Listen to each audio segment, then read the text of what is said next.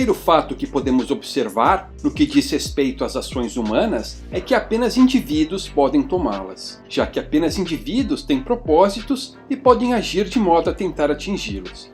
Não há ações tomadas por entidades coletivas, como grupos, sociedades, governos ou estados. Quando falamos, por exemplo, que o governo fez isto ou aquilo, estamos simplesmente usando uma figura de linguagem, uma metonímia, para dizer que algumas pessoas, dentro daquele aparato governamental, agiram desta ou daquela maneira. Ao contrário do que os encenadores de virtudes querem lhe fazer acreditar, toda ação humana é egoísta. Isto é, todos nós agimos para melhorar nosso bem-estar, para aumentar nosso grau de satisfação, para criar valor para nós mesmos. Como nosso conhecimento é incompleto, nem toda ação de fato resulta em uma melhora desse bem-estar, mas sempre que escolhemos agir de certa maneira, esperamos que haja tal melhora. Se essa liberdade para agir implica escolhas equivocadas ocasionalmente, ao convivermos com as consequências dessas escolhas ruins, aprendemos a escolher com mais discernimento nas próximas vezes. Uma vez que uma ação propositada está associada com um dado indivíduo, só conseguimos explicá-la levando em conta as motivações desse alguém. Logo, quando discutimos as ações de outra pessoa do ponto de vista econômico, estamos assumindo implicitamente que ela possui opiniões ou aspirações sobre como o mundo deveria se desenvolver, isto é, ela tem preferências. Como essas preferências estão relacionadas a uma pessoa específica, a um sujeito, dizemos que elas são subjetivas. Grosso modo, a diferença entre um enunciado subjetivo e um objetivo é a mesma entre uma opinião e um fato. Portanto, quando indivíduos agem, eles são motivados por desejos que não são necessariamente idênticos de pessoa para pessoa. Além disso, eles não agem para maximizar o ganho monetário, mas sim sua satisfação ou seu ganho psíquico.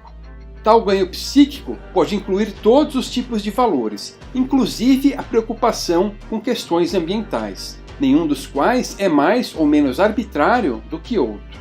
Note que isso não implica um relativismo moral, aquele em que ninguém pode julgar as ações dos demais. Implica apenas o reconhecimento de que diferentes pessoas têm seus gostos particulares. Se as preferências são subjetivas, os recursos não possuem um valor intrínseco. Ao contrário, esse valor muda de pessoa para pessoa e muda ao longo do tempo, conforme as preferências vão se alterando. Muda também conforme a utilidade e a escassez do recurso. Os 4 pães que você comprou lhe são úteis, já que alimentarão a sua família no café da manhã. Mas o 5º pão já não tem o mesmo valor para você, porque ninguém mais estará com fome. Perceba, pois, que o mesmo recurso pode ter valores diferentes de acordo com sua utilidade. Essas nossas preferências não podem ser quantificadas, podem apenas ser ordenadas. O que quer dizer isso? Digamos que, no exemplo dos pães, houvesse 2 tipos de pães recém-saídos do forno da padaria: pão francês e pão de leite.